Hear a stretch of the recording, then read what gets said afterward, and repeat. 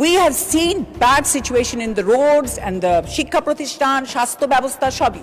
সংসদে ইংরেজি বক্তব্যে আলোচনায় এলেন একজন নারী সংসদ সদস্য। নির্ধারিত সময় শেষ হওয়ার পরও বক্তব্য চালিয়ে যেতে চাইলেন তিনি। বাড়তি সময় চাইলেন স্পিকারের কাছে, আর তখনই স্পিকারের এক মন্তব্য ছড়িয়ে পড়ে আলোচনায়। আগামী বছরের জন্য প্র্যাকটিস করতে থাকেন।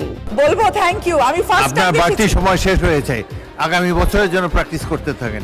জাতীয় সংসদের অধিবেশনের বাজেট আলোচনায় হঠাৎ করেই আলোচনার কেন্দ্রে চলে এলেন, কারণ তিনি বক্তব্য শুরু করলেন ইংরেজিতে। শুধু ভাষণ নয়, তার বক্তব্যের সময় নিয়েও তৈরি হয় আলোচনার। 1 মিনিটে আপনার বক্তব্য সামাপ করেন। আপনাকে 8 মিনিট দেওয়া হচ্ছে, অন্যদেরকে 6 মিনিট দেওয়া হয়।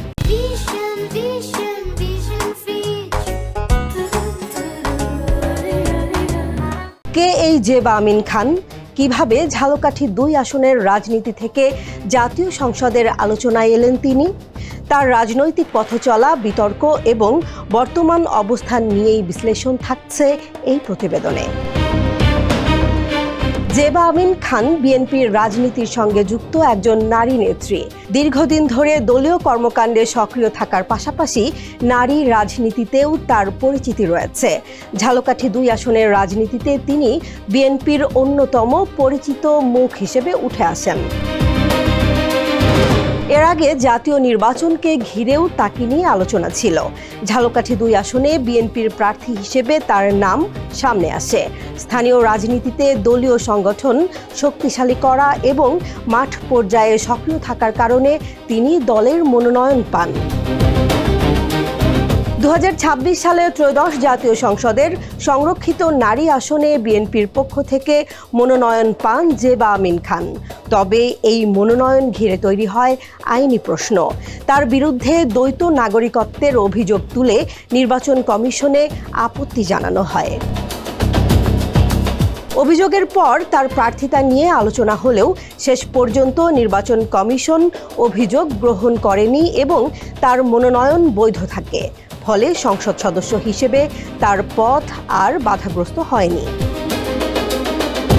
সংসদে তার ইংরেজি বক্তব্য নতুন করে তাকে আলোচনায় নিয়ে আসে। বক্তব্যের বিষয়বস্তু যেমন আলোচনায় ছিল, তেমনি সময় নিয়েও তৈরি হয় একটি উল্লেখযোগ্য মুহূর্ত। সংসদে বক্তব্যের জন্য সাধারণত নির্দিষ্ট সময় দেওয়া হয়।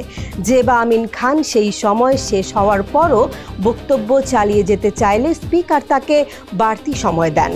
পরে সেই সময়ও শেষ হলে স্পিকার বলেন আগামী বছরের জন্য প্র্যাকটিস করতে থাকেন।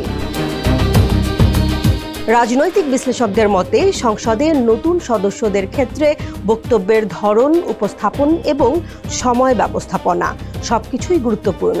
জেবা আমিন খানের এই ঘটনা তাকে একদিকে যেমন আলোচনায় এনেছে, অন্যদিকে তার রাজনৈতিক পরিচয় নিয়েও নতুন করে আগ্রহ তৈরি করেছে।